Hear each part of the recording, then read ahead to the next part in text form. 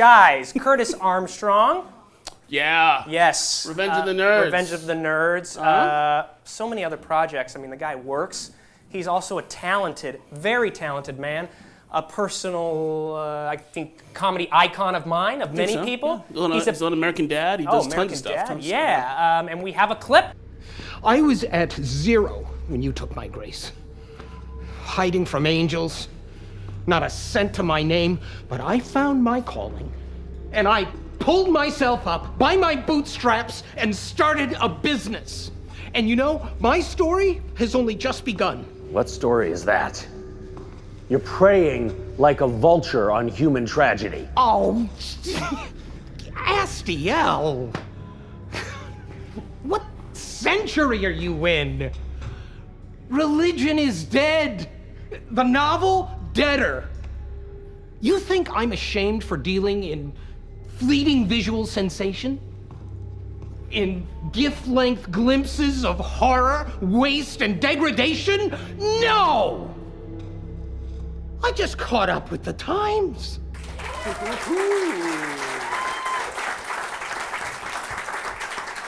We're like, this guy is really, really funny, and then... Then we show this. Then we show that. Ladies and gentlemen, Curtis Armstrong!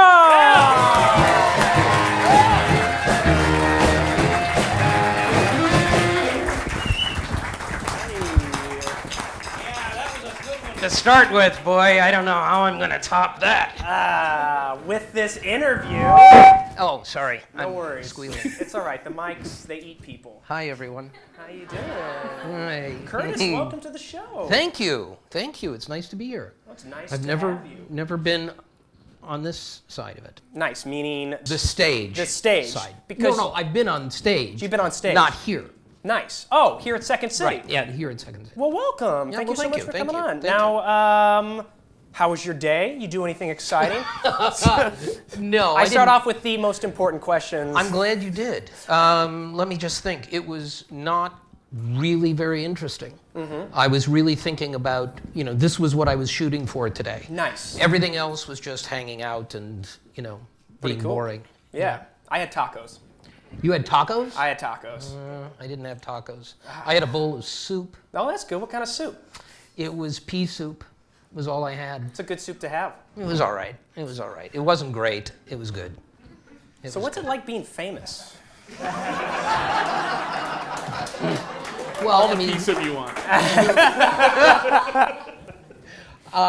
What's it like being famous? I mean, you're as royalty as they come. Of course, Revenge of the Nerds. Yeah, I don't think that. Thank you. Among other things, you're a busy guy. Yes, I've been very lucky in that I keep working. I mean, I'm still doing things, so that's good. And those things back in the '80s, those movies like Better Off Dead and Risky Business and Nerds and all those have managed. They survive. Yeah.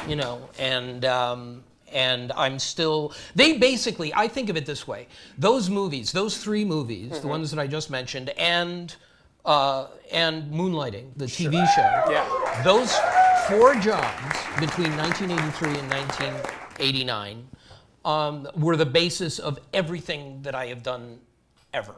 I mean, basically, they started my career.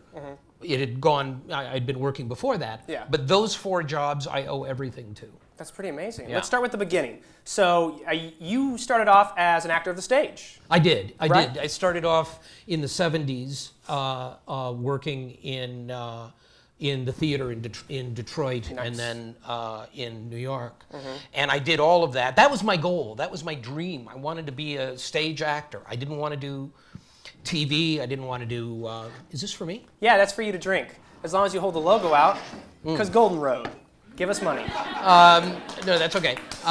What's this? Racist punch. Okay. I'll stick with this. Yeah, please do. But what is it, though? I mean, really? I think it's white wine. Oh, yeah. No. That or watered down bourbon. It's a poor choice of drink regardless. There you go. See, there it is. Yeah. What do you think? It's not white wine. Okay. I think it's. I don't know. I think it's bourbon. Nice. Well, there you go. It's just sitting there.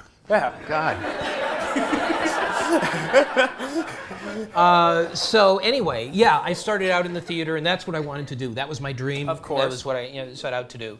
And then I started doing movies, and everything became that. Yeah. I was still doing plays, but gradually more and more I wound up doing the other stuff. And the first thing was, of course, Risky Business, Yeah. correct? And how did that happen?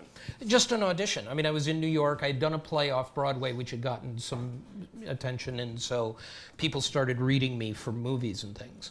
And I read for Risky Business, and Tom Cruise was. Tom Cruise. Yeah, I didn't know. You didn't know who he anything. was? Not at all. I mean, Now people are the same way. Yeah, I know. Actually, I know him about as well now as I did then. Oh, crazy. Which was not much. So we did that movie, and then everything, sort of happened after that. The Nerds director was a fan of Risky Business. Savage Steve Holland, who did Better Off Dead and One Crazy Summer, he was a fan of Risky Business. So I wound up getting all these jobs because of a movie that I was in. Which is amazing. It's like you establish like one piece of work, and from there everything kind of takes off. Yeah. And so how have you been able to do it since then? Because you've been on like, I know Cash and I were talking beforehand, American Dad, which is incredible, and then Closer, which you were great. American Dad is good. Yeah, it's great. American Dad's good. I've been, on that for. I'm a huge fan. What? I said there's no denying this. I'm a huge fan. Yeah, I don't know. It's good. I mean, that was another one. I'm playing a character on American Dad called Snot, and it was because Seth MacFarlane, when he was really little, was a fan of Risky Business. So, Revenge of the Nerds. So he created a character named Snot. And I think at this point, I've done it as far as characters with mucus names. I don't think I don't know who could come up with something else. No one's now. approached you with a script like, I really want you to play this guy named Runny Nose. Can you play it for me? I could do Phlegm. Phlegm would work. You had a character named Phlegm.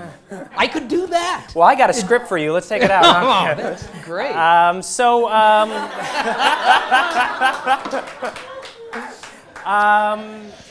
So what other projects do you have coming off? Anything exciting?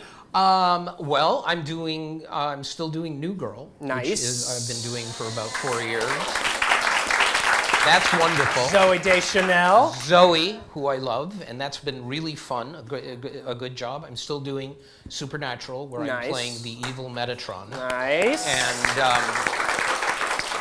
And so those jobs have been running for about 4 years. In fact, weird thing, I had 2 auditions. Nice. One day. What are those like? Well, I don't usually. I think in my whole career, maybe one other time, I had 2 auditions in a day. Oh, crazy. And I had 2 auditions in one day. One was for New Girl, and one was for Supernatural. Oh, wow. And you just you Yeah, walked in there and you're like, I'm Curtis Armstrong. You break into the door. Here's the problem, is that if I knew what it was I had done, that would be awesome. But I don't. It just happened that way. It's that aura when you walk in the room. No, it's not that. It's something else. It can't be aura. Come on, aura. So anyway, but I'm doing those, doing American Dad, and this sounds like, there's no way to say this that doesn't make me sound like an asshole, but I'm writing a book. What an asshole. I know. I'm writing a book, a memoir called A Nerd's Progress. Ooh. And it tells the whole story of the boy nerd becoming the man nerd. What caused you to put this book together? What was like did you come across anything like? Oh my God, I've got this, it's astounding. I have this trunk that I've carried around with me for forever. And it's been in the basement everywhere I've lived. And I went into it and I found all this stuff which I'd forgotten I had. And some of the stuff was like, I had, on Risky Business, I had kept a journal, a daily journal, pitiless detail in this journal about everything. Craft that happened. services, everything. Everything, because I'd never had such an experience. You know, I wanted to remember it all since I was sure that this was the only movie I would ever do. So I mean, you know, it's like you do when you start out and you get a job and you think, well, they're going to find out I was a fraud, and it was all a huge mistake. So I was expecting to be fired, and then I wasn't. So I said, I better remember all this. So I kept it and kept all of this information. 3 big journals, Books of stuff, yeah. And you know, stuff like that. So you know, thank God I'm sorry. I just saw somebody. I'll finish my sentence and then Perfect.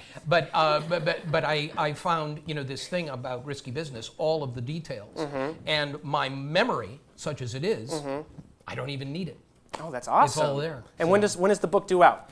It is going to be published next summer. Not this Nice. summer, and it'll be St. Martin's Press. Perfect. And we'll see where it goes. Hit up your Thomas Barnes and Nobles, y'all. Head up your Barnes and Nobles. Y'all. Yeah. Uh, And I wanted to say that yeah. this is Diane Franklin, and she was she was in Better Off Dead too, playing the charming French student, and her beautiful daughter works here. So there she is, and looking no different. oh, nice. It's only been 40 years. All right, you guys, get a room. Come on. All right. Curtis, Yeah. we get a lot of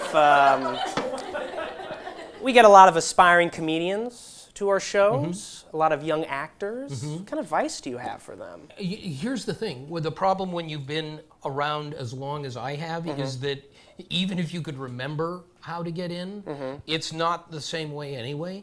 And so, you know, because I went through the stage route, to get into it the way that I did would be, I don't even know if you can do it that way anymore. Yeah. Gotta have a YouTube but- channel. Huh? Gotta have a YouTube channel. Yeah. See, I don't know how to do that. Yeah, neither do we. I have one.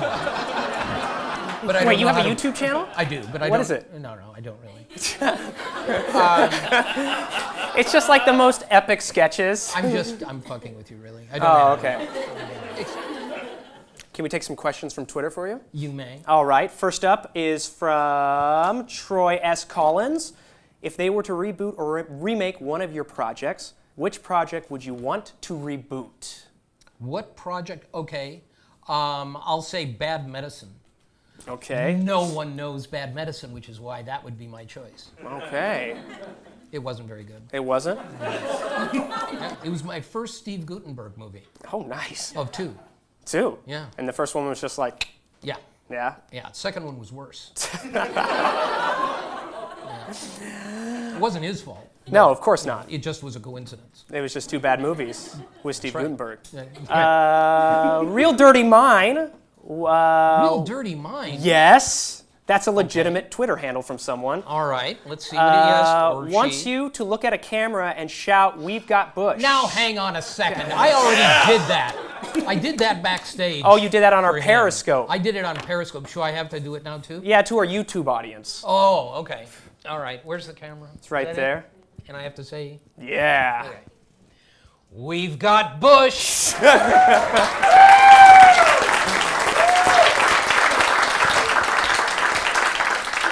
I have to say, Cash and I were talking. Oh, dude, that was great. It's so good. That was great. You know, you are like such an icon to so many people. Like, Thank you. especially being like someone who, because you know, Cash and I, we try to work. Yep. And to be a guy who like not only has been in some of the most iconic films of all time, but to like keep working, and it's like you're on show after show after show. I'm like, you know, like you're good, man. That's what I mean, it sounds like you're making it up and you're just saying what everyone says about being lucky and all of that. And, you know, it does have an enormous part to do with it. And it's also just the fact, well, and that's the other part of the luck. It's not, it's the fact that there were these original things that people remember. And then they go, oh, I'd like to work with him. I mean, these are all, why I'm working now is because of people like Seth MacFarlane who were kids when they saw me originally. And then they get to, you know, they're running their own studio and they say, I know who I'd like to work with. You know, And you're if like, he can still I'm coming in. talk, and Yeah. there I am. Your book is coming out next summer. Next summer, A Nerd's Progress. Nice, and I believe our show will still be around, I hope. It'll still be here. And if it is, do you If it is, wanna- I'll come in and do dramatic readings from it. Oh, nice. Curtis Armstrong, everyone! Thank you for watching After Dark with Julian Clark. Thanks to Golden Road Brewing, Spreaker, Adore FM, and Second City Hollywood. You can find us on YouTube, youtube.com/AfterDarkComedy, Facebook.com. You guys can totally keep clapping too if you want. Facebook.com After Dark Clark. Twitter @AfterDarkClark, Instagram @AfterDark_Clark. One more time for Curtis Armstrong! Cash! Marine and the Mercury 5! I'm Julie Clark, good night!